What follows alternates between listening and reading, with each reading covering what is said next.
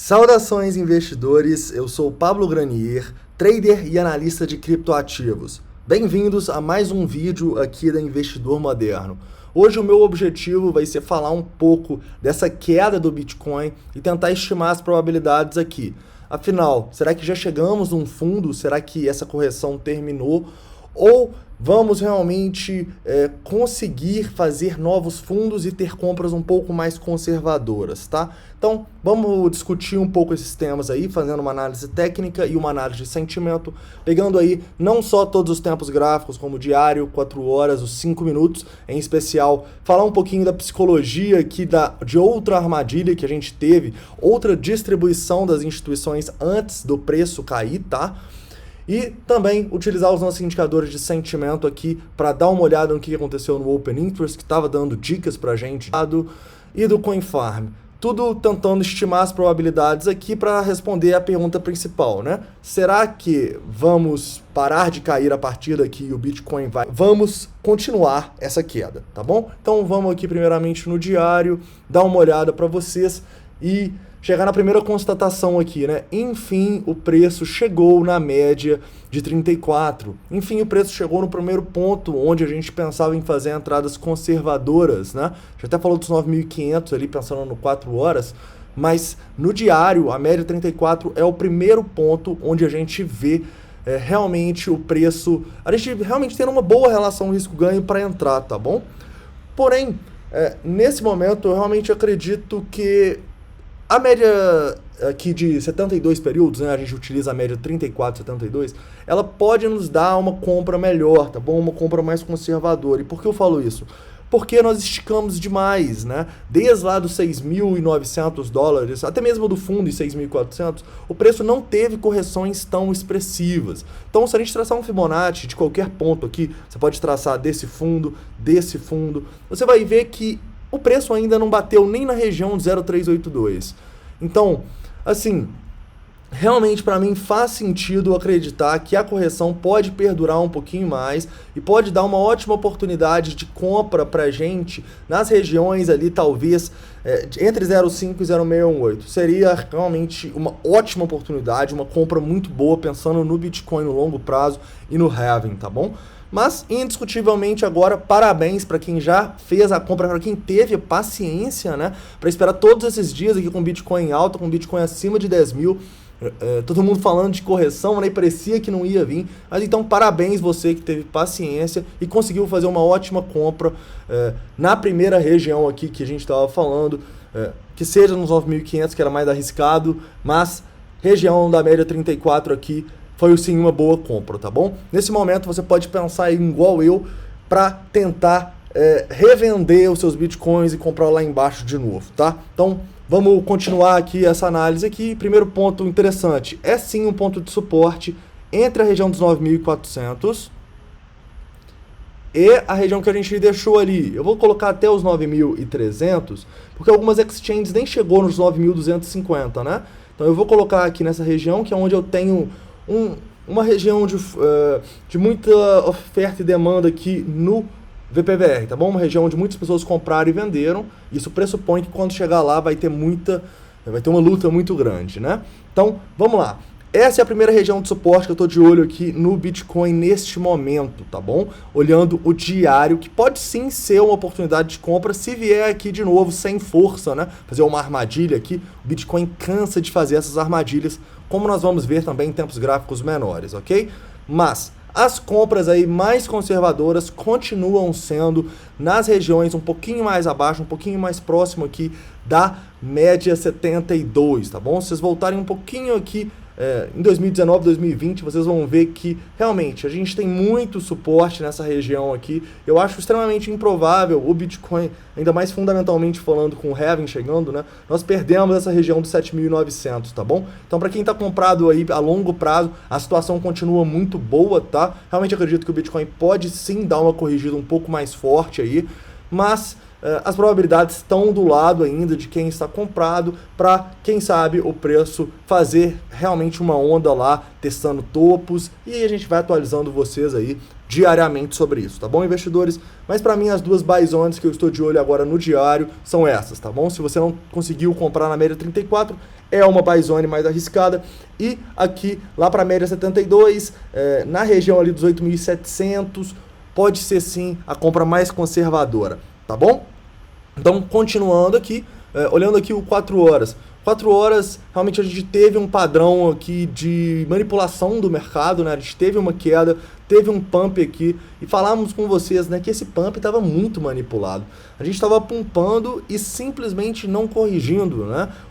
As baleias visivelmente estavam tentando fazer o mercado ir para cima, sendo que os indicadores do sentimento apontavam para baixo. Então, o que a gente tem aqui, ao meu ver, é algo natural do mercado, simplesmente fazendo uma onda A, uma onda B e uma onda C, tá? Mas como vocês sabem, eu não baseio completamente minhas análises em teoria de ondas de Elliott, então não é porque para mim pode ter completado uma onda A, B e C que agora acabou. A gente tem que fazer o que o Price Action nos manda, né? Porque nós temos 1 milhão de exemplos de onda 5 que não termina na onda 5, onda ABC que continua caindo. Então, para mim, o mercado é Price Action e o Elliott, ele dá um contexto para a gente inserir as nossas análises de Price Action, tá bom? Então, ao meu ver aqui, foi uma queda bem expressiva, tá? Uma queda com um volume muito elevado. Atenção a esse volume, que nós vamos falar desse volume aqui em uma análise de sentimento, tá? Volume que ainda nem terminou, né? Nós ainda estamos no candle e já é um candle de volume aí gigantesco. Mas vamos falar sobre isso. Apesar de ser um volume muito grande, é um volume que me deixou um pouco preocupado no sentido dessa correção não ter terminado, tá bom? Segura aí que na análise de sentimento nós vamos falar sobre isso. Agora eu vou aqui para o curto prazo para mostrar para vocês o que aconteceu, né? A gente tinha um triangulinho aqui, o preço encontrou suporte na região dos 10.110 ali e fez mais uma armadilha para cima. Deixa eu dar uma limpada no mercado aqui. E olha só, o preço fez mais uma armadilha, novamente com muito volume. E o que aconteceu, investidores? Aconteceu uma distribuição, é o que a gente estava falando com vocês. As baleias fazem o preço ir lá para cima, para quê? Para muitas pessoas serem estopadas, liquidadas e muitas pessoas entrarem em rompimento ou entrarem acreditando, ah não, agora o Bitcoin vai. O Bitcoin rompeu 10.300, então ele vai. O que nós tivemos realmente foi mais uma armadilha aqui, com as instituições captando as compras erradas de muitas pessoas e fazendo o mercado ir para baixo, tá bom? Então, realmente, armadilha clássica aqui, e nós vamos mostrar isso de maneira mais intuitiva, aí, de maneira mais clara, utilizando o Tensor Charts, tá bom? O Tensor Charts, eu vou utilizar o Open Interest aqui com vocês. Para quem não lembra, o Open Interest, esse indicadorzinho que fica aqui embaixo, ele está mostrando para a gente simplesmente o número de contratos que está aberto em Bitcoin. E no momento tem 1 bilhão... Ah, não, calma aí. Vamos voltar aqui, porque eu quero mostrar para vocês como que estava, né? Como que estava e como que está agora, tá? Vamos lá. Antes disso aqui, nós estávamos basicamente no 1.06, tá? Antes da gente estourar os 10.300 ali, a gente estava em 1 bilhão e 60 milhões de contratos abertos, né? E a gente vem falando com vocês, isso é muito arriscado, as instituições tendem a ver isso e ser uma oportunidade para elas captarem a liquidez das pessoas que vão comprar, que vão ser estopadas, que vão sair da operação, correto? Então, deixa eu dar 2 exemplos aqui. O primeiro, quando a gente foi lá e não conseguiu estourar os 10.300. A gente estava aqui num Open Interest mais ou menos de 1 bilhão e 80 e teve uma queda, olha só, até 1 bilhão e 50. Ou seja, 30 milhões de dinheiro sendo lavados do mercado, as pessoas saindo das posições. E na maioria das vezes elas saem sendo estopadas, tá bom? Então, olha só, e a gente continua, o mercado consolida. Quando o mercado consolida depois de uma armadilha, muitas vezes o que acontece? Ele vai lá de novo para fazer outra armadilha, para não ter mais escapatória, porque agora quem não foi estopado nesse pump aqui, coloca o stop em cima dele e as baleias vão lá e estopam todo mundo de novo. Olha só, de novo a gente tem uma queda de 1 bilhão e 60 até os 1 bilhão e 35. Mais 25 milhões sendo completamente lavados do mercado, né? E aí, depois disso, o que aconteceu, investidores?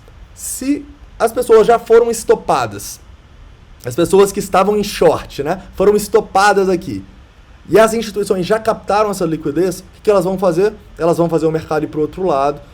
E, obviamente, né, eu falo isso, mas é tudo uma teoria e é tudo uma probabilidade, né?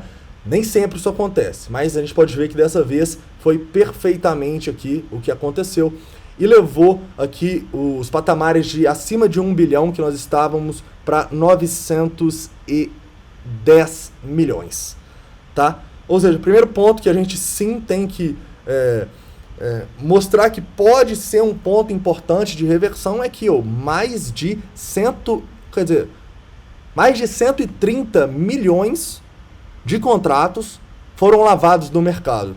E normalmente quando esses contratos são lavados, saem do mercado, né, eu digo, eles indicam reversão, tá bom?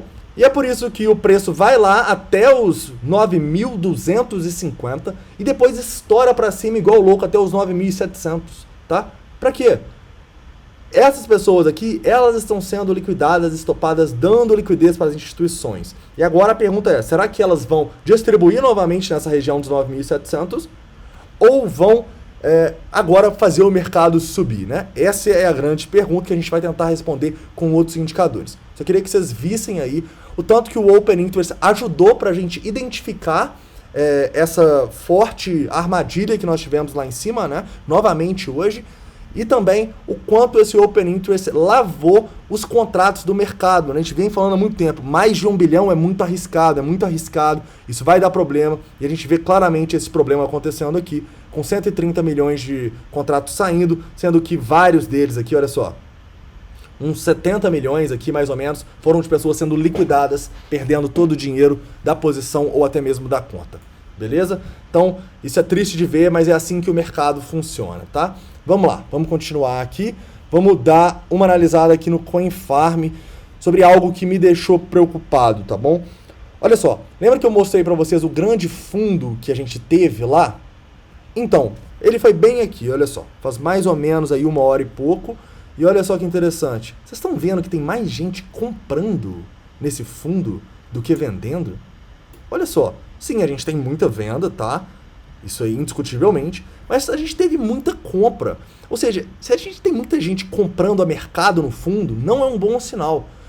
Tipicamente, as instituições, elas não compram a mercado, né? Tipicamente, as instituições, elas deixam a ordem limite, elas deixam a ordem nessas regiões.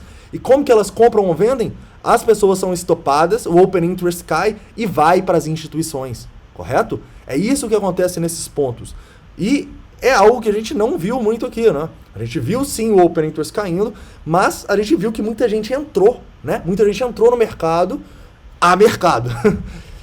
Quero mostrar que realmente não teve uma diferença muito grande entre as pessoas que compraram e venderam, o que não é bom em um fundo, tá bom? Num fundo, tipicamente, a gente quer ver assim uma força compradora, mas a gente quer que muito mais pessoas vendam nesse fundo. Por quê? Porque é o que a gente explicou no vídeo de hoje mais cedo. As instituições anseiam por deixar as pessoas presas. Então, se muitas pessoas vendem no fundo e ficam presas aqui, olha, é uma baita oportunidade para as instituições fazerem o mercado subir e estopar, liquidar, fazer essas pessoas ficarem desesperadas e presas. Uma grande queda no Open Interest, tá bom? Que pode ter dado liquidez para as instituições, tá? Mas então, vamos agora dar uma olhada aqui. É difícil, gente, que pode ter sido um fundo e tem outros que não estão, né? Mas a gente pode sim estimar as probabilidades de acordo com a análise técnica aqui, em confluência com a análise de sentimento que a gente fez, né? Vamos lá, o que eu quero fazer? Traçar um Fibonacci do topo até o fundo e ver zonas importantes, tá bom?